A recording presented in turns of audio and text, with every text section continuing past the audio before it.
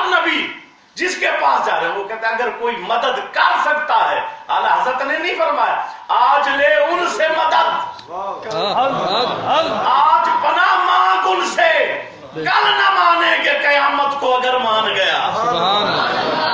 جب حشر والے دن دیکھے گا نا شام کہے گا کاش کہ اسی یا رسول اللہ کہہ لیں دے، کبھی یا رسول اللہ کہہ کے مدد مانگ لیتے۔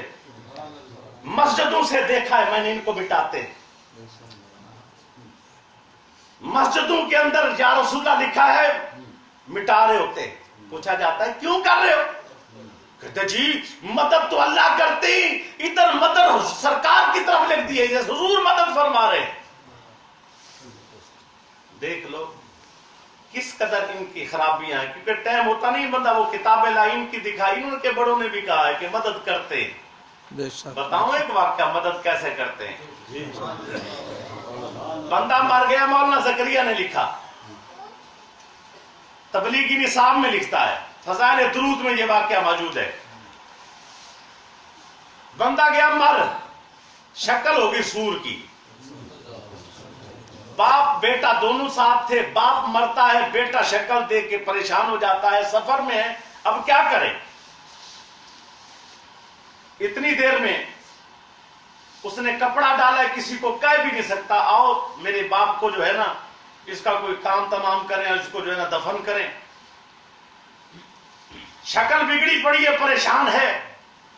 اس دوران میں بڑی سوچوں میں ہے کہ ایک ہستی تشریف لاتی، آ کے کپڑا ہٹا کے چہرے پر جو ہاتھ پھیرتے ہیں 14ویں چاند کی طرح چہرہ روشن۔ جب جانے لگتے ہیں تو پیچھے دوڑ کے پوچھتا ہے وہ لڑکا، حضرت بتاتے تو جائیں ہیں کون؟ اس وقت سرکار فرماتے ہیں کہ میں حضور محمد مصطفیٰ ہوں۔ وہ اپنے نام لیواؤں کو تنہا چھوڑتے کب ہیں؟ جہاں ہمدم نہ ہو کوئی وہاں سرکار ہوتے ہیں، جہاں مدد نہ ہو کہیں پھر سرکار آتے ہیں مدد کو۔ کہا یا رسول اللہ کرتوت تو اس کے یہ تھے کہ اس کی شکل سور کی ہو گئی ہے، لیکن حضور آپ کی تشریف آوری کی وجہ کیا بنی؟ فرمایا یہ ہمیں یاد کرتا تھا سونے سے پہلے، جب مشکل میں آیا تو ہم بھی اس کی مدد کو آ گئے۔ کہ جس نے، یہ ہمارا عقیدہ ہے، سب جانتے ہیں ہمارا عقیدہ ہے، لیکن بات یہ ہے کہ یہ تو غیر بھی مان گئے ہیں، اپنی کتابوں میں لکھ گئے ہیں، لیکن کیا ہے کہ سنی حضور کی مدد دنیا میں بھی پہنچ رہی ہے۔ اور کس انداز میں کہ سرکار تو اپنی جگہ پر سرکار ہیں، کیا کروں میں ایک لفظ کی طرف آ کے پھر دوسری طرف میرا دھیان چلا گیا، بتاؤں پھر؟ یہ حضور کی مدد کی انکاری ہے۔ سرکار کا غلام بھی مدد کرتا ہے۔ اولیاء اللہ سے نسبت رکھنے والوں کو تو پتہ ہی پتہ ہے کیسے مدد ہوتی ہے۔ بے شک اپنی کتابوں میں ابن کثیر نے لکھا، انہوں کو ابن جوزی تک لکھ گئے کہ حضرت عمر رضی اللہ تعالیٰ عنہ خطبہ دیتے ہو یا ساریت الجبل، یا ساریت الجبل، یا ساریت الجبل، یہ لفظ کہتے ہیں۔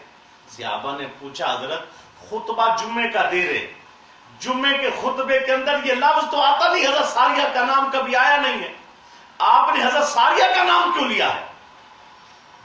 کبھی حضور صلی اللہ علیہ وسلم نے خطبہ دیتے یہ لفظ نہیں کہے، حضرت سیدنا صدیق اکبر نے خطبہ دیتے یہ لفظ نہیں کہے، آپ نے یہ لفظ کیوں فرمائے؟ کہا بات یہ ہے کہ ساریہ جو ہیں نہاوند کے مقام پہ جنگ لڑتے لڑتے کافر حملہ کر رہے ہیں، میں اس کو کہہ رہا ہوں پہاڑ کی طرف ہو جا، پہاڑ کی طرف دھیان کر، پہاڑ کی طرف ہو جا۔ اب میں نے ساتھیوں کو کہا کہ نیٹ پہ سرچ کرو کہ نہاوند کس مقام پر ہے۔ نہاوند فارس میں ہے، کس میں ہے؟ فارس میں۔ مدینہ پاک سے نہاوند 2000 کلومیٹر ہے۔ کتنا؟ 2000 کلومیٹر 2000 کلومیٹر ہے۔ یہاں مدینہ پاک میں کھڑے ہو کر 2000 کلومیٹر تک آواز پہنچا بھی رہے ہیں، سبحان اللہ، مدد کر بھی رہے ہیں، آہا، مدد پہنچ بھی رہی ہے، جنگ جیت کے بھی آ رہے ہیں۔ منافق جن کو پتا تھا کہ حضرت عمر نے یہ باتیں کہی، باہر کھڑے ہو گئے۔ جب مسلمانوں کا وہ قافلہ پہنچا، کہا ساریہ بتاؤ کوئی انوکھا واقعہ بھی ہوا؟ کہا جی کیا بتاؤں، جنگ ہار گئے تھے، حضرت عمر گر مدد نہ کرتے تو۔ نعرہ تکبیر، نعرہ رسالت، نعرہ تحقیق، نعرہ حیدری، میرچی مبارک، زندہ باد، میاں صاحب مبارک۔ زندہ باد، ماشاء اللہ۔ دوستو یاد رکھ لیں کہ حضرت عمر حضور کے جوڑے اٹھانے والا، حضرت عمر سرکار دو عالم کا خادم، قدموں میں بیٹھنے والا، آہا، اگر 2000 کلومیٹر تک مدد کر سکتا ہے تو یہاں بیٹھے موکھل سنگما میں سبحان کہ اللہ، اگر حضور کو پکارے کیا مدد نہیں آ سکتی؟ سبحان اللہ، ہماری جھولی تنگ ہے، ہمارے کردار ایسے نہیں ہیں کہ اگر ہم مانگے تو ہمیں مدد ملے، ہم ایسے ہیں نہیں۔